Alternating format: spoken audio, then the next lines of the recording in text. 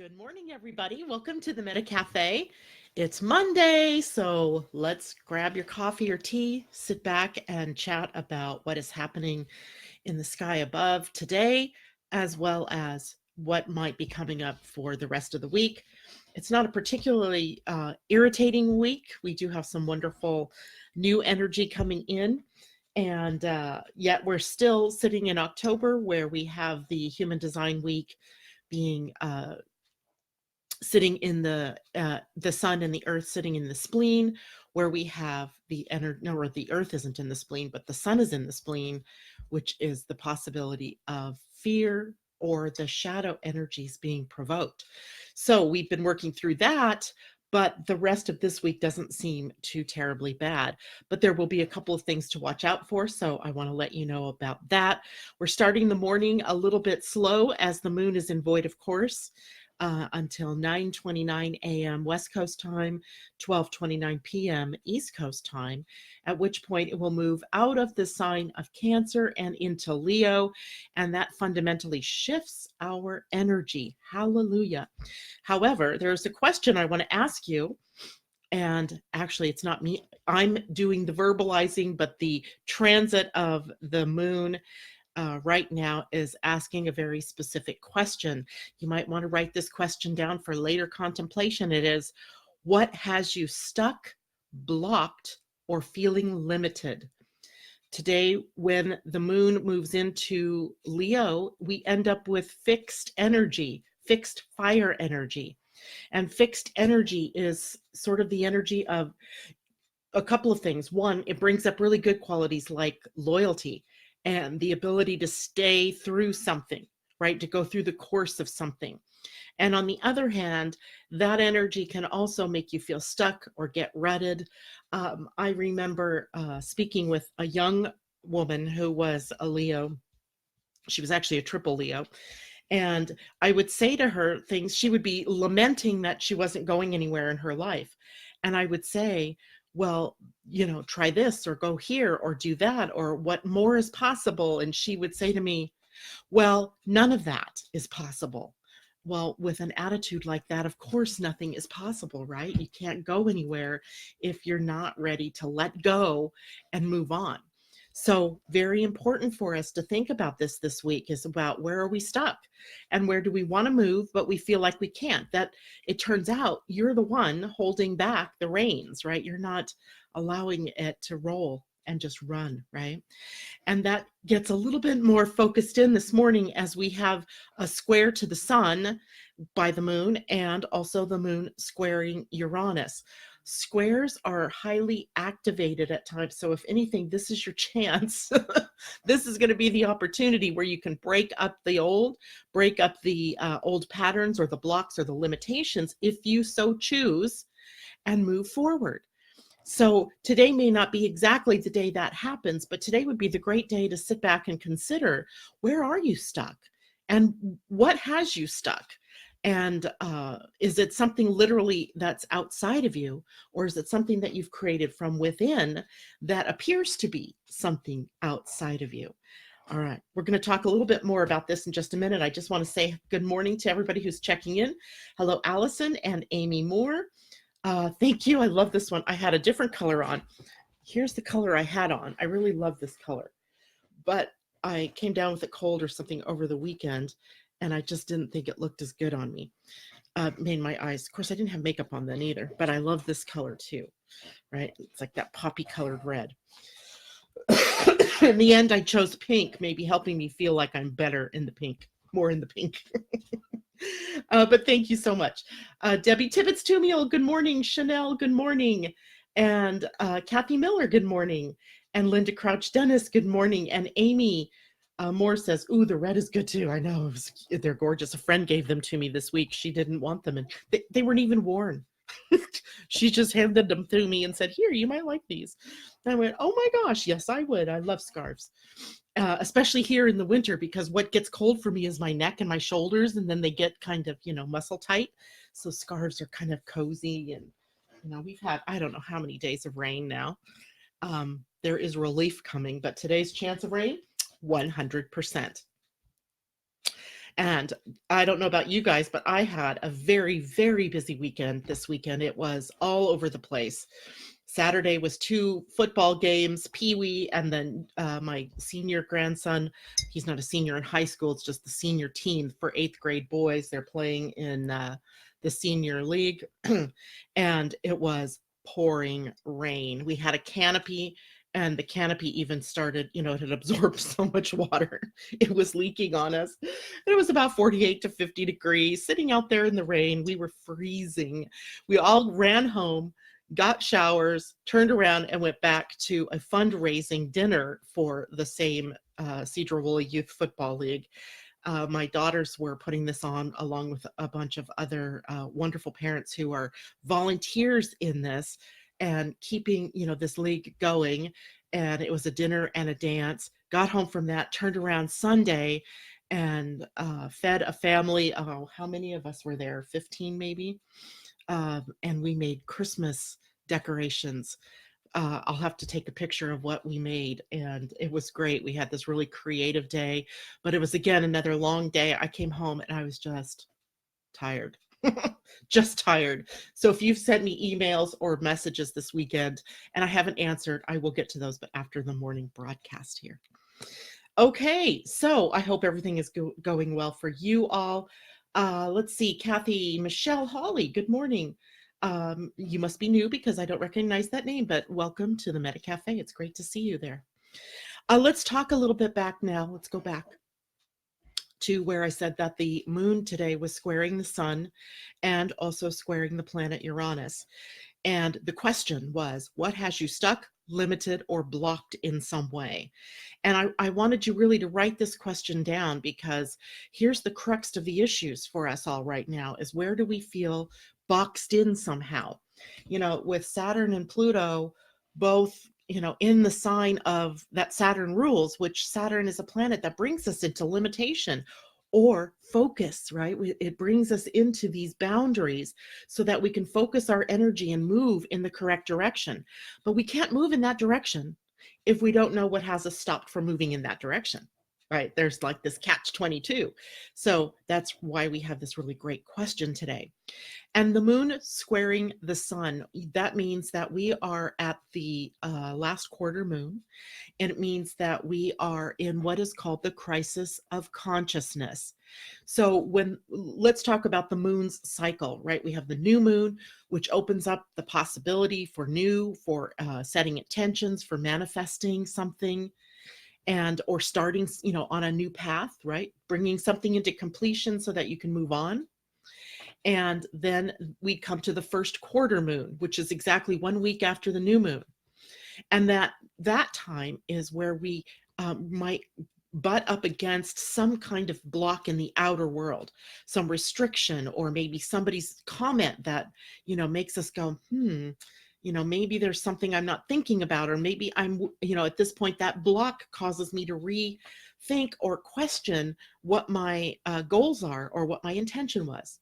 And then a week after that, actually, let's back up for a second. So at that point, we have a choice, right? It's the crisis of action. Am I going to find a way around the block? Am I going to break through the block? Or am I going to give up, right? Am I going to give up? A lot of times we give up here. And then comes the full moon.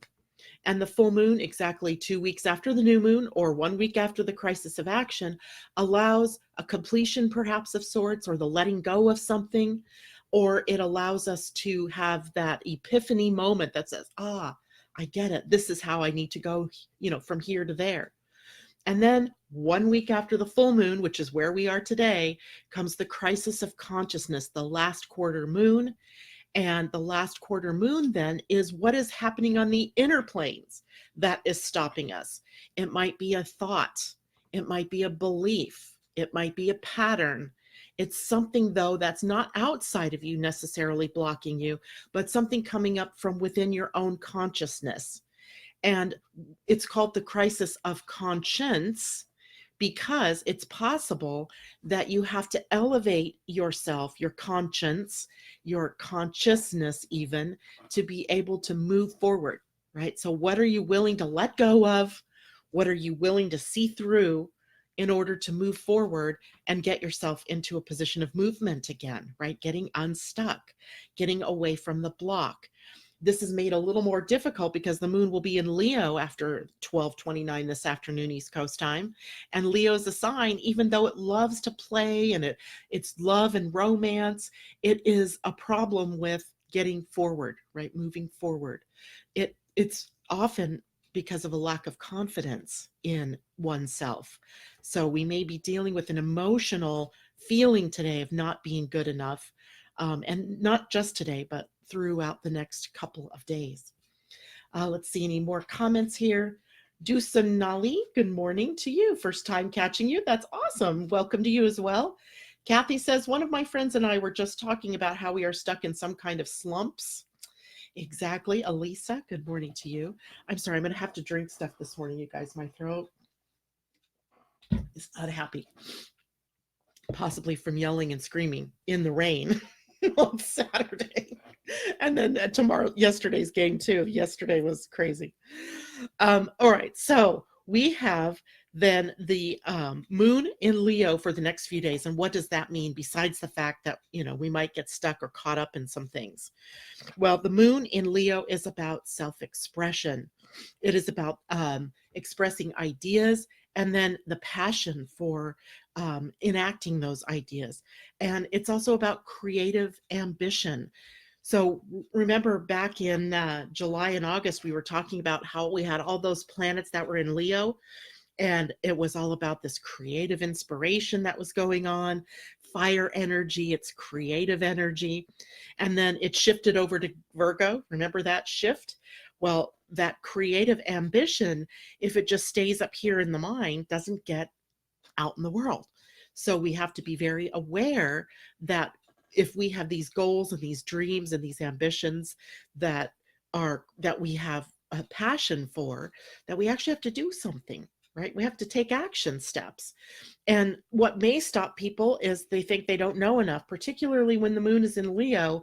You may think, well, I need to wait until I know one more thing or get one more book or whatever it is, one more credential. And you stop yourself. But I'm telling you, this is the time. Leo energy, the moon in Leo, helps us to be demonstrative of our gifts and talents out in the world.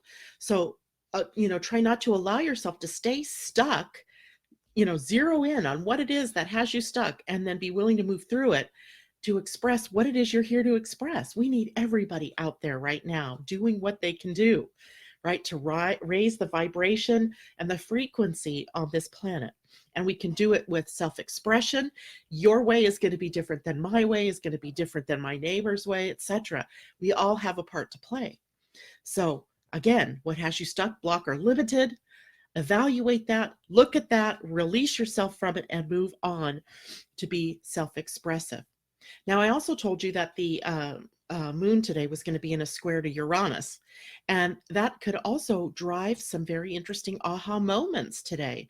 There could be some surprises and upsets and things like that. Anytime we have Uranus in the mix, it's unpredictable what may happen.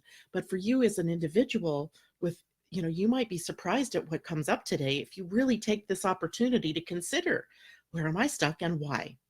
Why am I stuck here? Okay. Leo also rules fun and games and play. It is celebration. It is taking risks. Leo energy rules the 5th house in an astrology chart, and the 5th house is about love, romance, creativity, joy, children, and taking risks. Sometimes you have to risk it.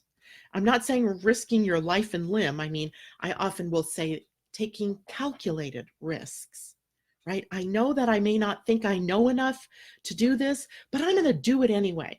And I can always go back later and fix it if I need to, right? If it doesn't sound right, I can always re-record it.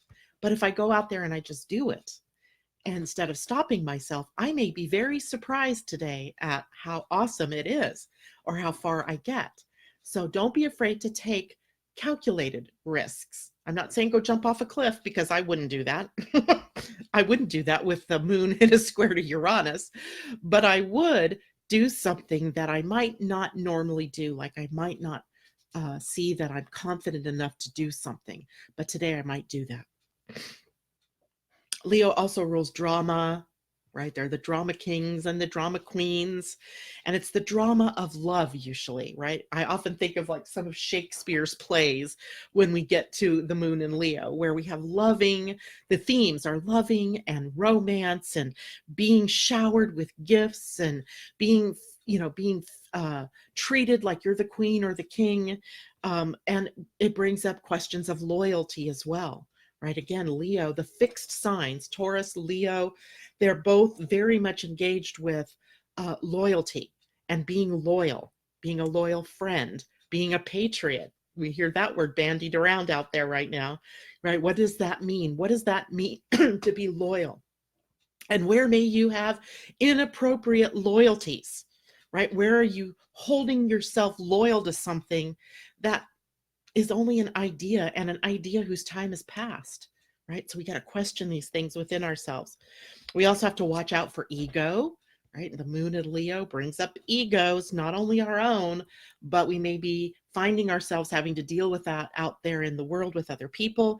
It brings up that insufferable narcissism, the overly self-centered. Now, normally I would tell you being self-centered is an important thing.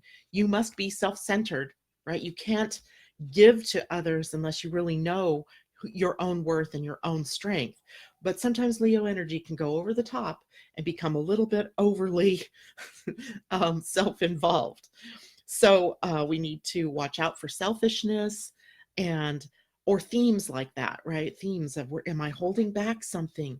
There's a card in the Wisdom of the Oracle deck, and I think it's called Exchanging Gifts. And that's what it always reminds me of, a Leo energy. It's in the Woto deck, the Wisdom of the Oracle. And it always reminds me of Leo energy because Leo energy is very generous and magnanimous energy.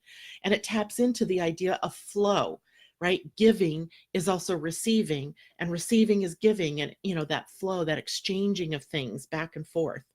So we have all of that for the next few days that are going to be the themes that are lining up. So expect a couple of surprises, but also today, take that opportunity to ask yourself and answer for yourself that question about what has you blocked or stuck. Today, we also have Venus trine Neptune. Now, for those of you who are new, we often talk about the trines, the squares, the oppositions, the conjunctions. These are all the relationships that planets have with one another in an astrology chart. So every one is based on a degree of separation between the planets. So for example, a trine between Venus and Neptune would mean that they're sitting at a 120-degree angle from one another. And in astrology, that particular kind of angle is a relationship of ease and flow, right? That the gifts and everything that Venus carries are easily flowing to Neptune, and Neptune's gifts are easily flowing back to Venus.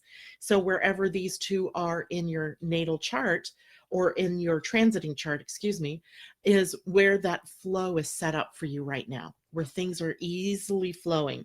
This is the energy, by the way. These two planets represent love energy.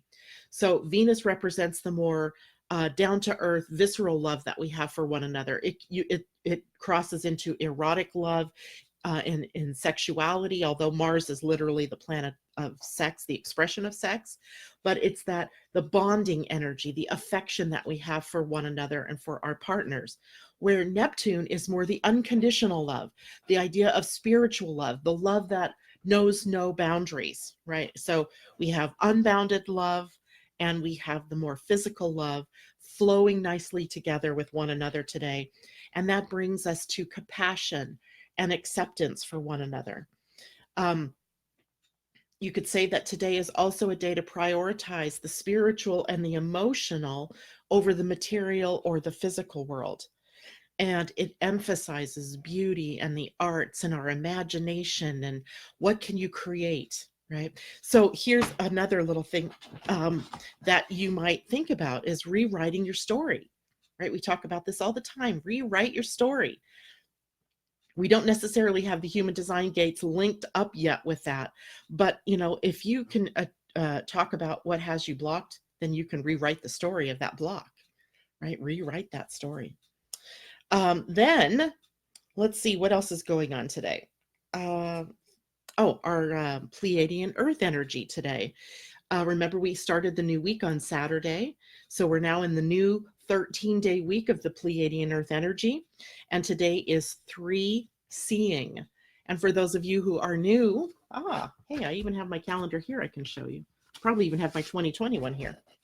So this is the Pleiadian-Earth energy calendar. This is 2019's. 2020's is also available right now. And I guess I could put that link up. I should put that again. This was channeled by Pia Orlean and Colin Baird Smith, and with a group of Pleiadians called Larkma.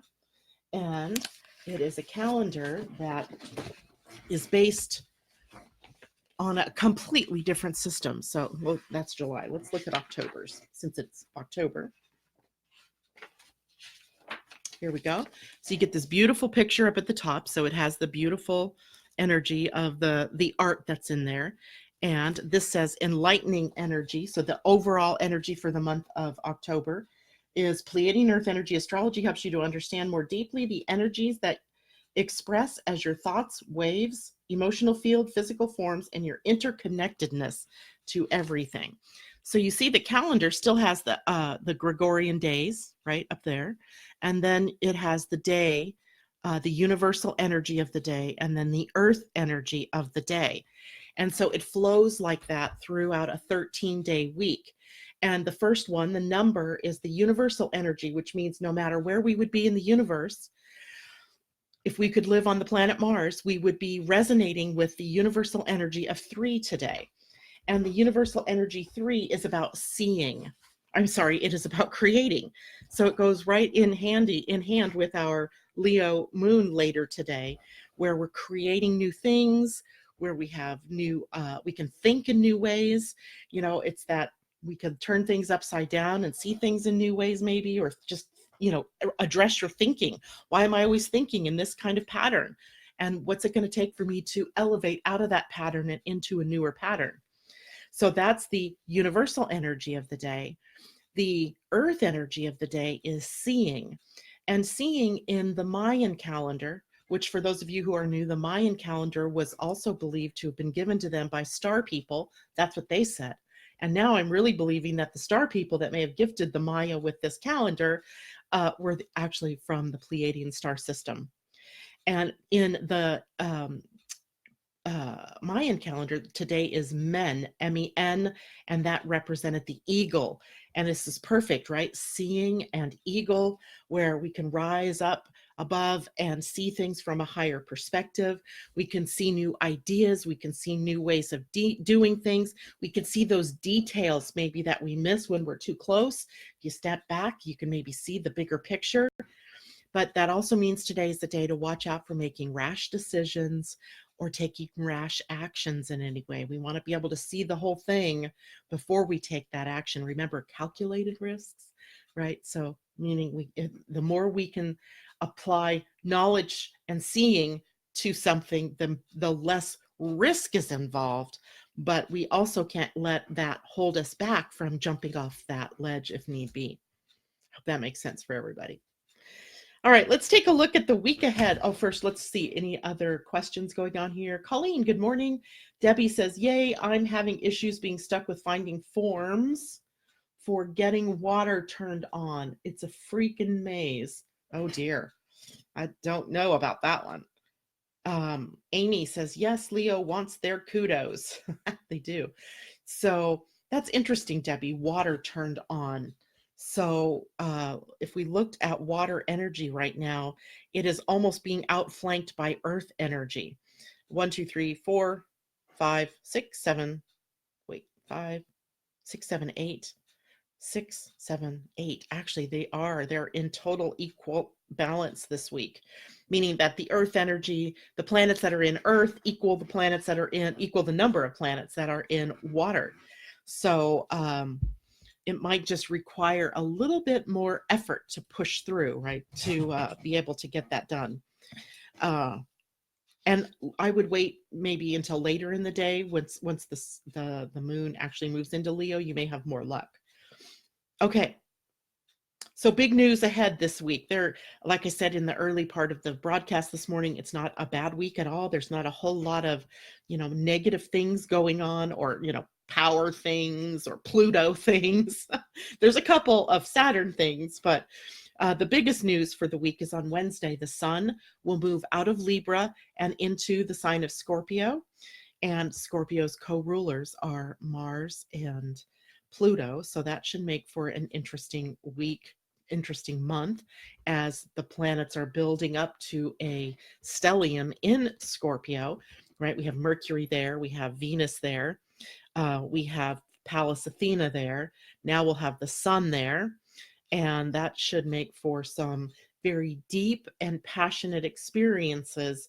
And we'll talk more about that as the week wears on. What can we expect with the sun in Scorpio? On Friday, we also have Venus in a sextile to Pluto. So today it was in a trine to Neptune, which was that ease and flow of that higher love, right? And Tom, if you're listening out there this morning, it's that same song, the higher love song that we talked about before. Later in the week, though, Venus will be in a sextile to Pluto. A sextile is still a 60-degree angle. It is a positive relationship between the two. But Pluto takes no prisoners, right? It's a planet of transformation and wanting that kind of change, that movement. So Mars or Venus in Pluto here together may make for some interesting financial news as we move into the end of the week. I would just be prepared financially as well, because Thursday, the 24th, Mercury actually moves into a gate in the human design that represents money and working for money. So it'll be interesting to see how that is all playing out at the end of the week. Sunday, two big things. One, Mars squares Saturn. To me, that's probably the biggest potential blow up for the week that day. And it also happens to be the day of the new moon. And the new moon will be at 4 degrees of Scorpio. If we look at 4 degrees of Scorpio, what we see is that it is the energy in Dane Rudyard, or the Sabian symbols of the institutions that we are a part of. So the government, the healthcare system, the education system, the bureaucracies, military, etc. All of these slow changing institutions resisting the forces of evolution. And on one hand, it can make for stability. But on the other hand, there are so many forces right now in play that are polarizing, pulling things apart, that at some point it's going to break. And it's the potential with this new moon to start the break. When I wrote the Energy Almanac for 2019, so you guys have my words that are written right now. If you have that Energy Almanac for 2019, I said that this particular new moon would be the trigger point. The trigger point for what comes as we end 2019 and as we move into 2020 and beyond. And these are outer planets, by the way, that are playing. And when those outer planets affect one another, it doesn't happen over just one day. It doesn't. We can say that on January 12th, the planets Saturn and Pluto will be in an exact conjunction. But we've already been feeling that energy for well over a year, and we're going to feel it for a couple of years afterwards, right? So anytime I'm saying that there's a trigger point, it's just adding a new layer to it, because we're already in it, right? We've already been in this destruction of our society, of our structures, of our institutions, and in the regeneration of that. So this is energy that's extended over time. So when I say this new moon kicks it off, I'm going to show you visually what I'm talking about. Get a highlighter here. I'm going to use a yellow one, I think, because here's where we begin to see the planets really stacking up on one half of the chart. So I hope you guys can see that. Look at all those planets that are there between Scorpio, Sagittarius, and Capricorn. There's nothing in the other signs there's stuff in the other signs, but not like that, right? And this is like a ticking clock where these things are coming closer and closer and closer together.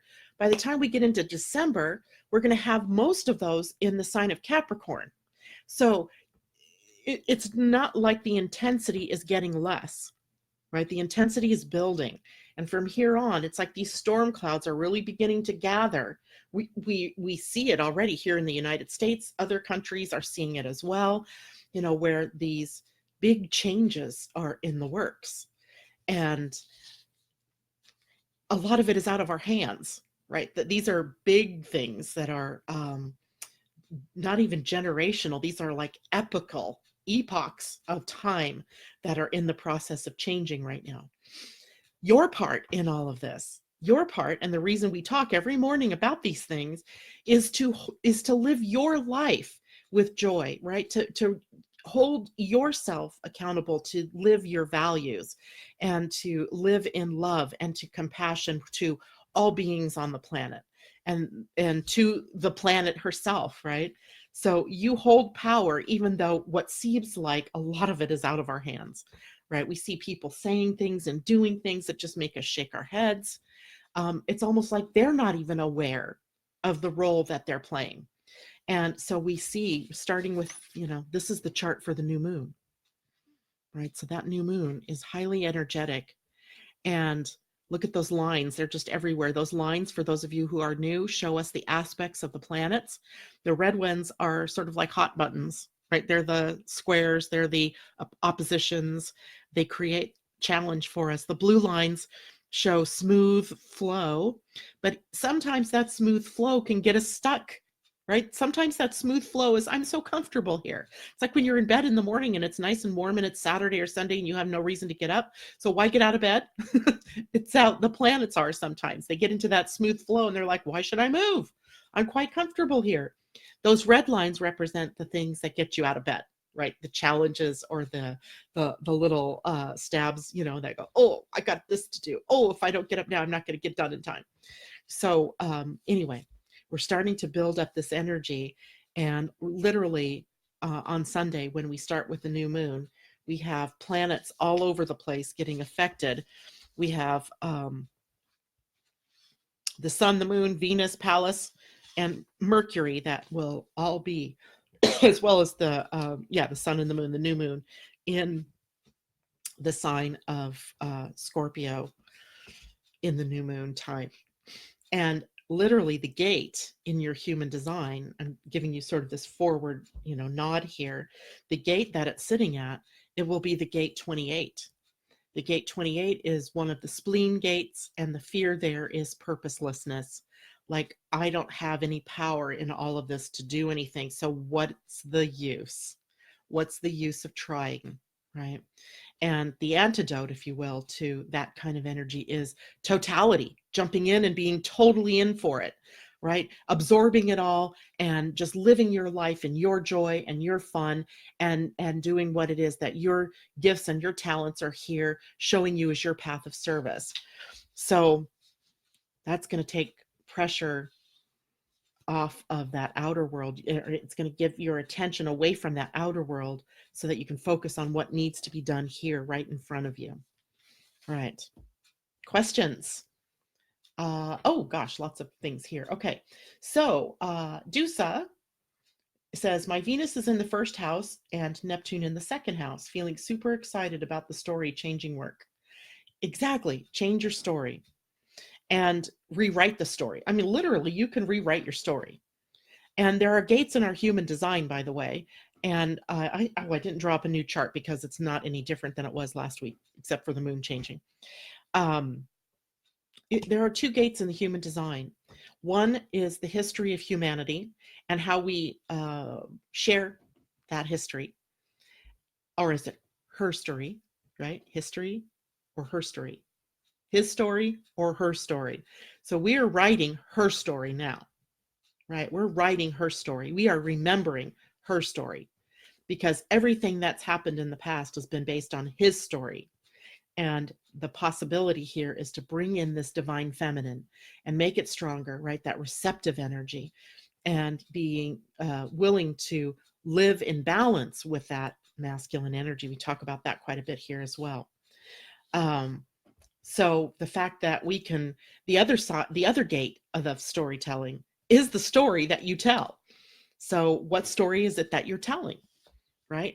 And is it a story that you tell ad nauseum without an invitation to share with everybody? Even if you're sharing it with just you, what is the story that you're telling yourself?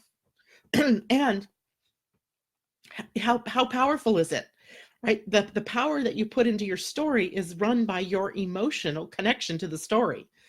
So if you have an emotional story of loss and financial woes or relationship hardships or health issues, it's not to devalue the things that are happening to you, but how invested are you in that story, right? How invested are you in that story? And can you write it differently? Can you write a different ending to the story? It's all in your power. And that is also coming up here very soon. Kathy says, I have my list for today and really need to stick to it. If that's the exact thing that you need to do, Kathy, then awesome. But I would always question that, right? I don't know your human design chart, Kathy, but that sounds to me like you have an open root center, and an open root center's list gets longer and longer. And so they never break free from the list. They never break free from the to-dos, right? Because they just keep adding to it. And then they keep working to get free of the to-do list, but they never break free. So they burn themselves out. So I would watch that, right? That list. If your list has 2 or 3 or 4 things on it for today, get that done. And then you're done. Don't add more to it. Maybe you can do that tomorrow. All right. I hope that makes sense too. So Amy, so funny. I'll find out if I get approved for unemployment on the 26th. So on Saturday, that's a weird day, but maybe they do things like that. So we'll hold out for you. And Dusa says, oh, gate 28 is in my incarnation cross. So it's either in the sun on either side or the earth on either side. And I wonder how old you are, Dusa, because a lot of the millennials have that sort of incarnation cross. And they are a chunk of people that are searching for meaning in life. And they are often, you can, a couple of things, unfortunately, in the shadow here can happen. One is taking inappropriate risks, right? So they do things just to feel alive. I always think of the movies, the Fast and the Furious movies, right? Where they're just out there in these fast cars and, insane speeds, doing insane tricks. And that is one way that gate 28 responds to the world, right? In that purposelessness is taken up with some risky behaviors. And then on the other hand, it's the giving up energy, and sometimes can lead to depression, and even, and I'm not saying this is your case, but can even lead to suicides because there's no meaning. They don't find love. They don't find satisfying relationships or satisfying work. They don't find themselves, their purpose. And that search for purpose, though, if they're willing to endure, they will find that purpose in throwing themselves completely behind something in their lives. And I have a son who's 29. He has that in his incarnation cross too. Chanel says, oh boy, this explains what I've been feeling in the past 5 days or so. I'll email you later if that's okay. Most definitely, feel free. And Amy, Catherine Worcester, good morning. And the 28th, you said, I'm sorry, it looked like a 6, so Monday. That makes more sense. And Dusa says she's 27 years old. That's it, the 27 to 29-year-old. So I have another son who's 28. He just turned 28 last week, experiencing sort of that same thing. And it's not, I think a lot of it goes to the support system that you have for yourself as well. So let's hope you have, good people around you. And without really seeing your human design chart, I don't know how that's set up, but best of luck to you, Dusa, in moving through that gate 28. The rest of us are going to get to experience the gate 28 as we move into late this week and into next week. So if you don't normally have that gate defined, now suddenly you may be asking yourself, what is the meaning of all of this? What is the purpose that you're, wallowing? You just don't feel like there's any purpose or anything to doing, life right now. So we'll have to watch out for that and talk about more about what that fear is um, in that gate. This week we're still dealing with the gate 50 in the sun and the gate 3 in the earth. And let's see, do I have time for this? I might have time for this. Let's take a look. I'm not sure if remember the sun and the earth, at least this is the way I look at it. The sun and the earth, I know this isn't just me either, because in the gene keys, we also learn that the sun and the earth the earth is sort of challenging the sun to evolve to its life's work. So when you look at a human design, a gene keys profile, what you see is the four corners of this chart. The top is your life's work. To the right is the conscious line Earth, and the Earth is then so it forms one half of the incarnation cross. But the Earth's challenge here is to evolve. So the Earth, you're here on the Earth to evolve your life's work through the sun. Hope that makes sense. Then across from the Earth is the unconscious sun. And it is literally the place where you find the light, right? Radiance, it's called. And that radiance is that inner light that gets sparked when you have that breakthrough. And then that radiance moves down to the conscious or the unconscious Earth, that's your life purpose. So just those four create the story of you, the role, the plot line of your life here on the planet, of what you came here to do.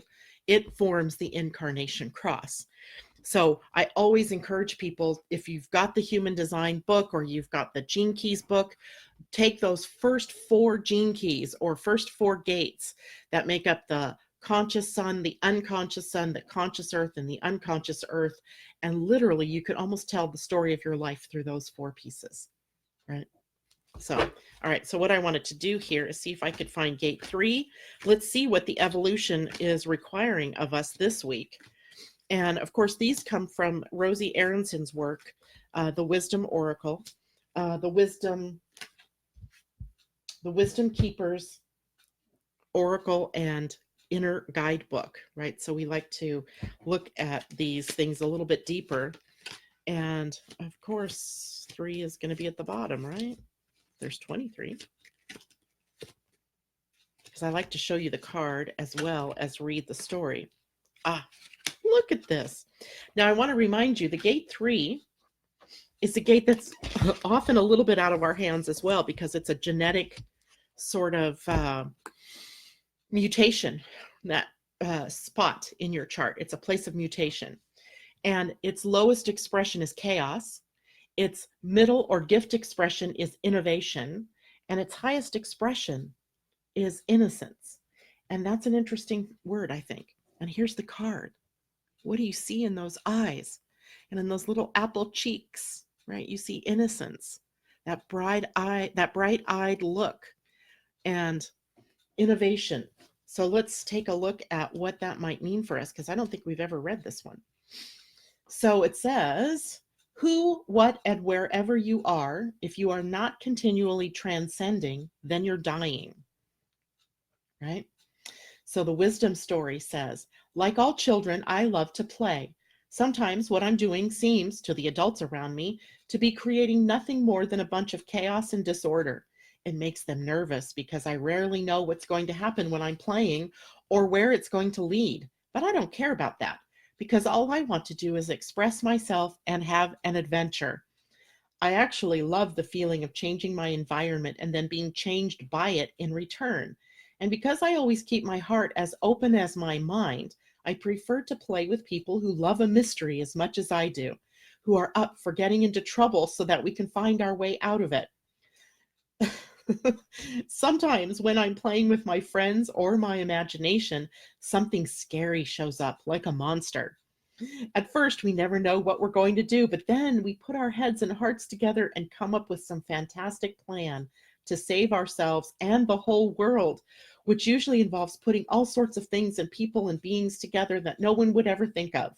Or we shriek, throw up our hands in the air, and end up dancing with the monster. Either way, our fears usually turn into some kind of fun. I love this. This is just great. We rarely bother with questions like, is that monster real or not? Or will a combination of laser beams and cotton candy really work as a monster destabilizer? When we're playing, we're not worrying about any of that. No television, parent, or teacher could ever convince us about what's true or possible or reasonable or practical or what isn't, or what goes together and what doesn't. All that matters is that we save the world, do something awesome together, and enjoy ourselves along the way. My gift to you. Don't be fooled. I am young but wise. I come when it's time to embrace all new beginnings with a full, adventure-loving, and innocent heart, and to discover how much more powerful and transformative your contribution to this world of ours can be.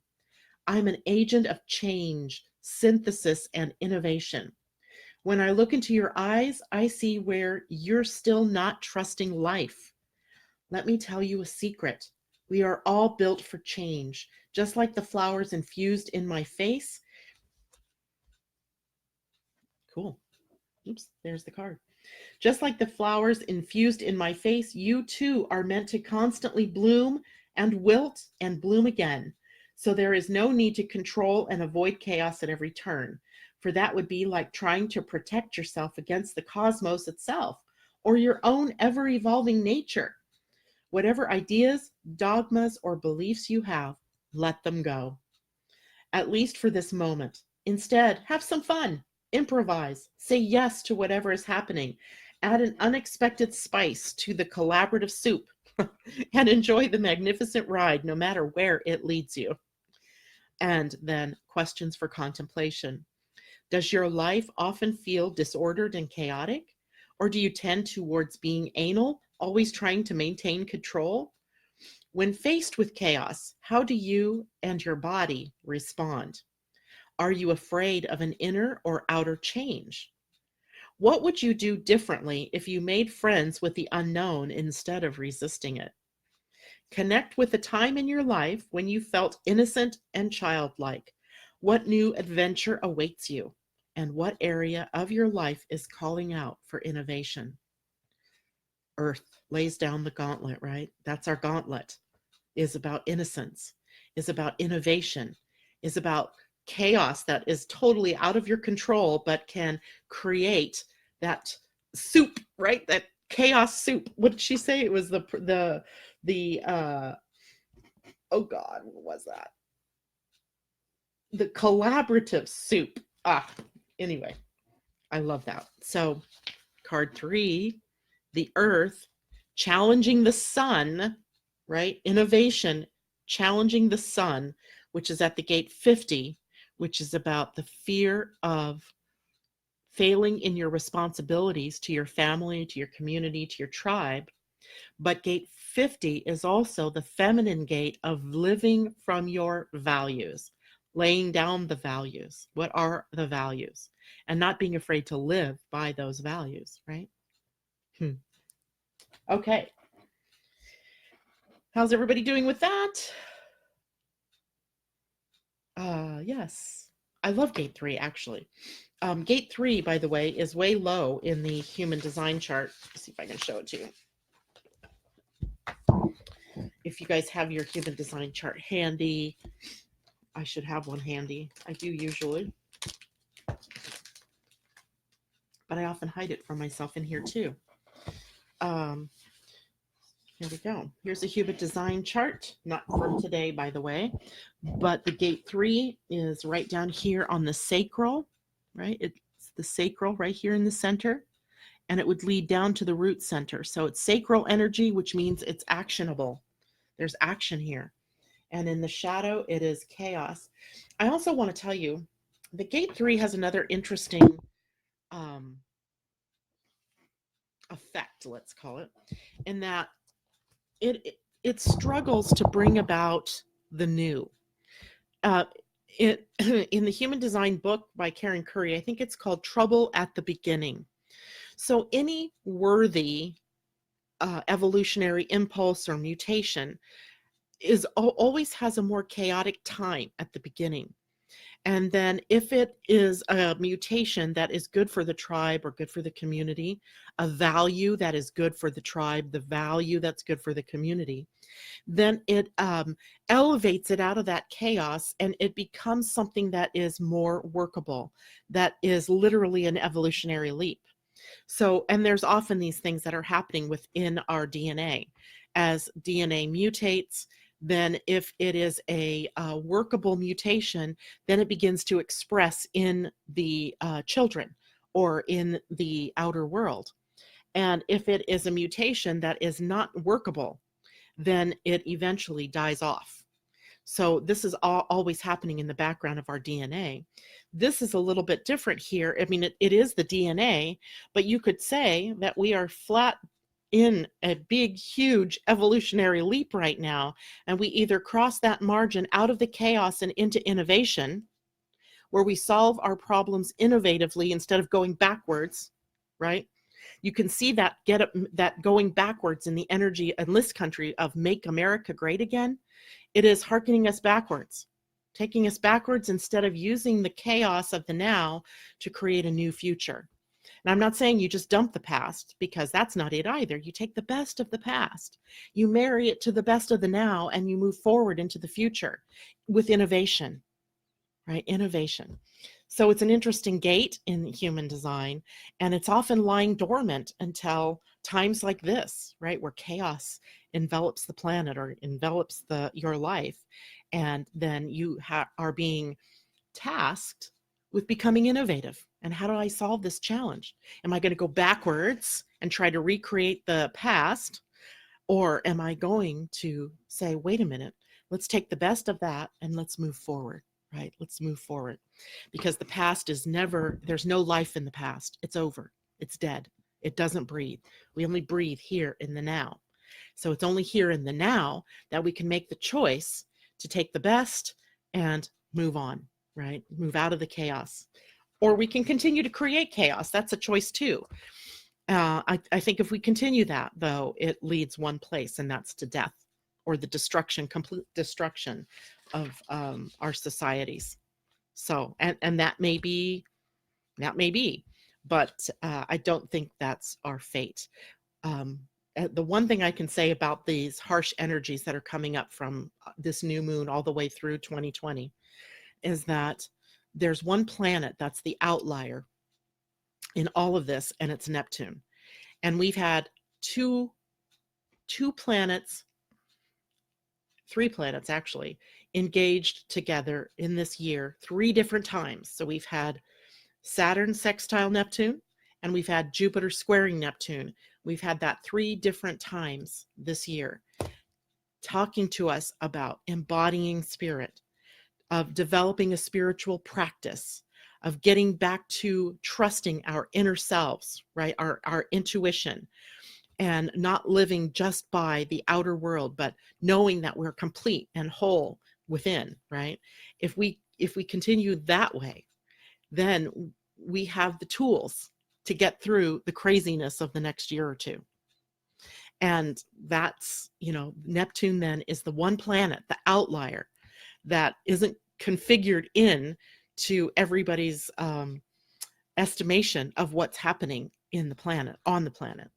And it's the one thing that makes this time different than the hallmark of the last time these characters all came together, which precipitated the fall of Rome.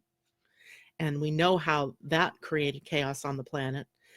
And those are the same dynamics that are building now. And are we looking at the fall of the US, right? The fall of the major superpowers in the world in some way. And does that fall get mitigated because we as individuals choose a spiritual high road, right? We choose a different path, which we can do at any moment, at any time. So that's my 2 cents here about that. And yeah, it's going to be crazy. It's already crazy. How much crazier can it get? Well, I don't know. I don't really want to ask that question. I want to question, how much more spiritual can we become? How much more engaged with love and compassion and joy and play and creativity can we become as individuals? Because then that spills out from us and affects all the people that we come into contact with in the world. So find out what has you stuck, blocked, or limited so that you can get beyond that. That's the key for this today. That's the key for this week. All right, I'm going to draw a card for the week for us as a collective. Whew. Okay, so this will be just for the week. I might draw an animal card for the week too, since they're sitting right there. So this card represents the high road for us this week. The highest we can expect. Treasure Island. Well, let me turn it over. It was in upside down mode. Treasure Island. Card number 9. And it was in protection. We've had this card before. And it's pretty good. It's a pretty nice card. Number 9.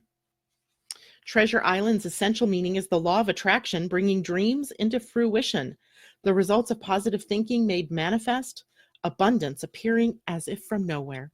Financial gains and the sharing of good fortune. And in protection, when a card is upside down in this deck, we read it as protection. By the way, this is the Wisdom of the Oracle by Colette Baron-Reid, one of my favorite decks.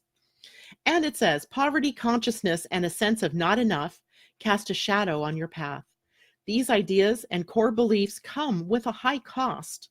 Do you really want to proclaim yourself a victim of disappointment and failed expectations? Do you like that story? Do you really want to proclaim yourself a victim of disappointment and failed expectations? Are you avoiding success because you will grow so tall that others will want to cut you down? Or is it possible that you're caught in a fear that you will lose what you have acquired, so you hold on so tight that you miss the opportunities to expand? You are challenged to change the way you see the world and move from a perception of limitation to a perception of abundance. Take a risk. Oh my gosh, for you have nothing to lose except your confinement in a prison of your own making. Open the door and find the abundance waiting for you to claim it. I can't make this stuff up. Amazing when these cards just pop out with a card that has a literal, true meaning for us in what we've been talking about this morning. All right, and an animal card. Spirit Animal deck, also by Colette Baron-Reid. These cards are beautiful cards. Bright and colorful.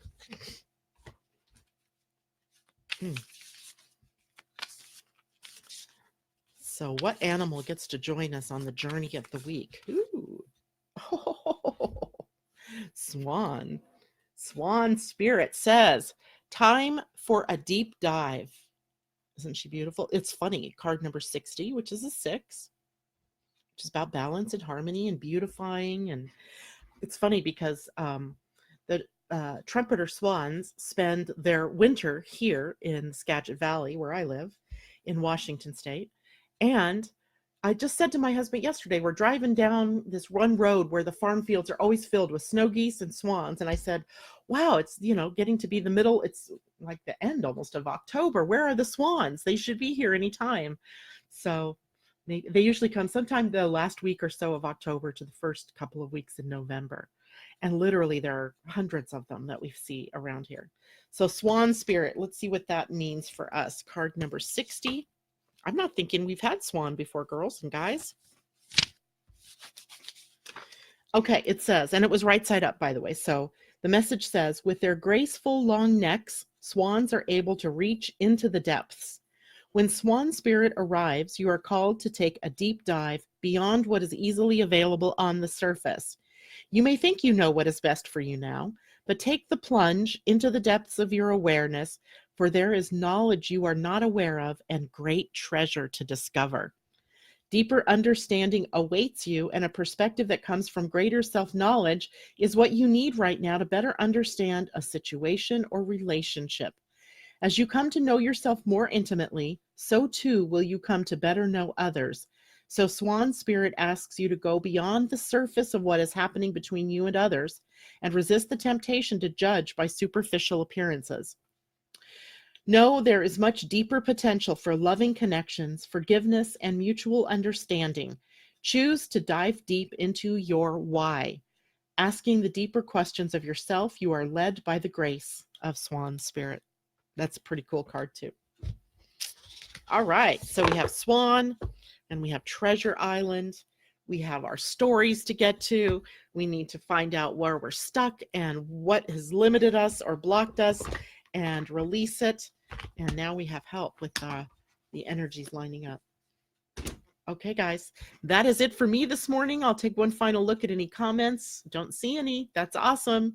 So I will see you all tomorrow morning, 8 a.m. Pacific, 11 a.m. on the East Coast, right here in Living Astrology's Facebook page. Bye for now.